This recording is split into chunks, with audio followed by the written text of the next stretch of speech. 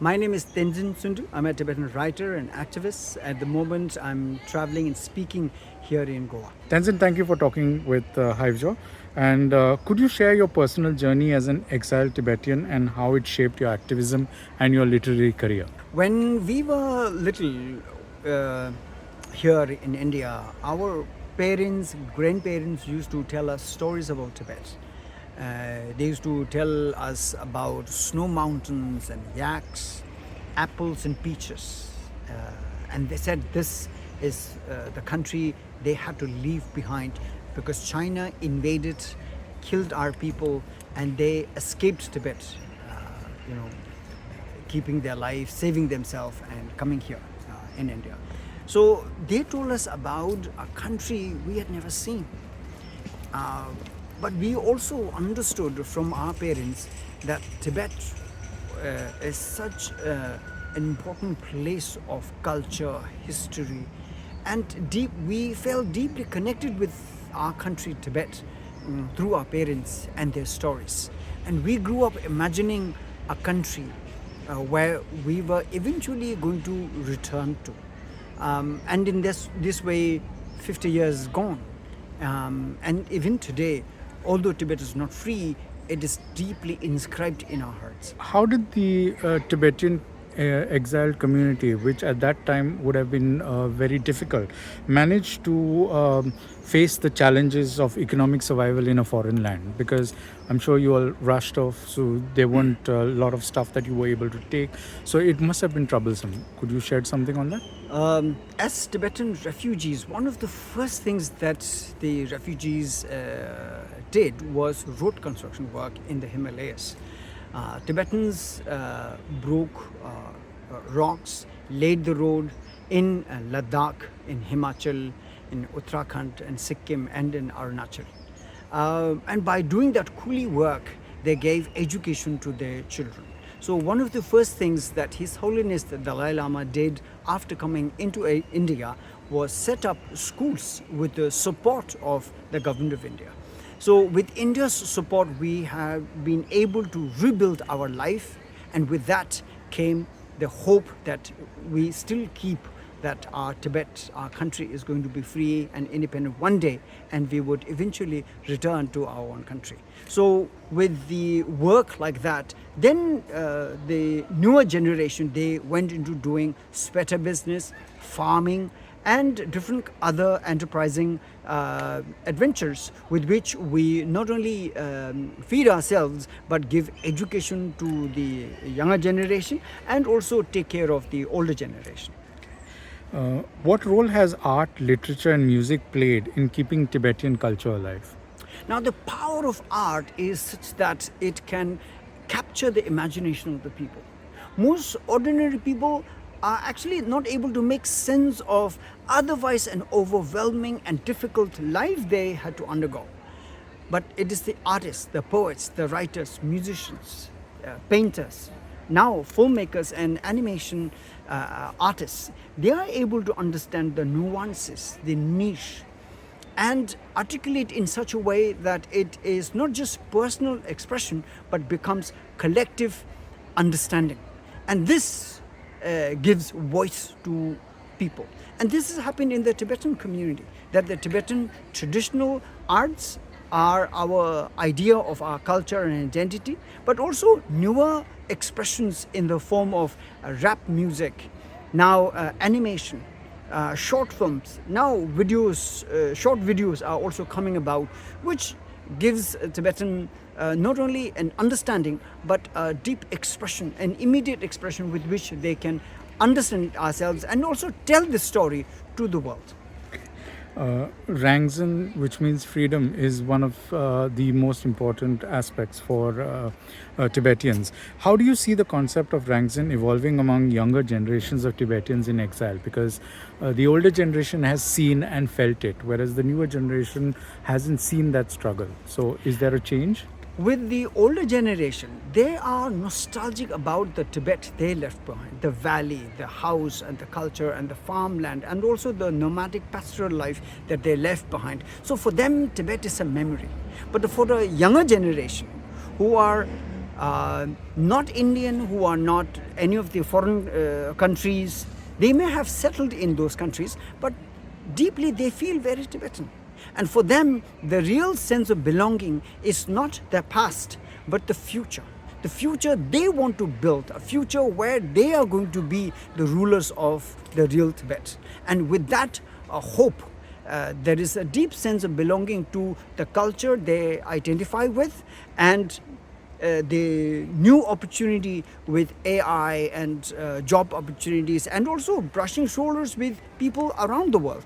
And this is the new Tibet that the younger generation want to build for them. So therefore, younger generation Tibetans use the knowledge and the wisdom of the past, but also make use of the new opportunities, the new techniques, and the tools that are at their disposal. So this is the new Tibet. The younger generation want to create a Tibet for themselves, a free and independent Tibet. Okay. How has international support impacted the Tibetan struggle for freedom and the community's overall development? Although China has always been saying that Tibet is under the Chinese control, China says that Tibet had always been part of China for history. But international community no, because China has been lying not just about Tibet, even about India. For example, China has been saying certain parts of India like Arunachal and Ladakh is theirs. So who in India would support such kind of propaganda? And now, because of that, Indians or people in South Asia, Southeast Asia, America, Canada, Europe, all of them know that their temporary policy may be supporting what is called One China policy because of their trade and supply chains. But deeply they know that China can never be trusted, and they may be only taking advantage of ongoing China's control over supply chain and trade. How has your activism evolved over the years, and what pivotal moments have shaped your perspective? I have been deeply impressed, influenced by firstly the spirit of Bhagat Singh to fight and to die. And I'm also hugely influenced and studied a great deal from Mahatma Gandhi, who always believed in the power of non-violence. So these are the two influences that I deeply share from India. And then, of course, as a Buddhist, we believe in the power of compassion. That if you carry the seed of compassion, no one can hurt you, no one can insult you, no one can do anything to you, that you are your own responsibility. So therefore, in this freedom struggle, our freedom struggle is not just the political independence, but also the deeply spiritual freedom also, which matters every day. So that as we run our own freedom struggle, it doesn't mean we live in pain and suffering, that every day we are able to liberate ourselves in a spiritual manner, but also look for a free and independent Tibet. Okay. What message do you hope to convey through your lecture on refugees to Ransin? Our story, the Tibetan stories of struggle, survival, resilience, and also adapting to modern day changes is a great example for anyone who is outside their own community, whether they are migrants in America or internal migration within India. All these migrants have seen that the Tibetans who have lost the independence of their country, that their country has been under Chinese occupation for 75 years, and yet the Tibetan people not only have not lost their own culture, but have gained a lot from different other countries. We have learned a great deal from India and many other countries, so that our hope is alive. And not only that, we have also seen how we are able to negotiate between traditional cultures and also modern science and technology with which we take our freedom movement ahead. Tibetans moved out and therefore they have the need to preserve their culture. Here in Goa, we have the opposite, where people from out the other states of India coming in, and the influx is so great that it's becoming difficult. So do you have any advice on how Goans should maybe make an attempt to preserve their culture, just like y'all preserve your culture? Just as I was speaking in the classroom, I was saying your culture lives in your language. I'm talking about that in terms of Tibet also. And for anyone who value their own culture, identity, because culture lives in language, and knowing your language is the first step. When you know your language, you will know, for example, in Goa, people are on the seaside. It's a warm, temperate climate. So different vegetations, different food, fishery, clothing, all of that is the reservoir is in your language. If you know your language, you should be confident that your culture is with you.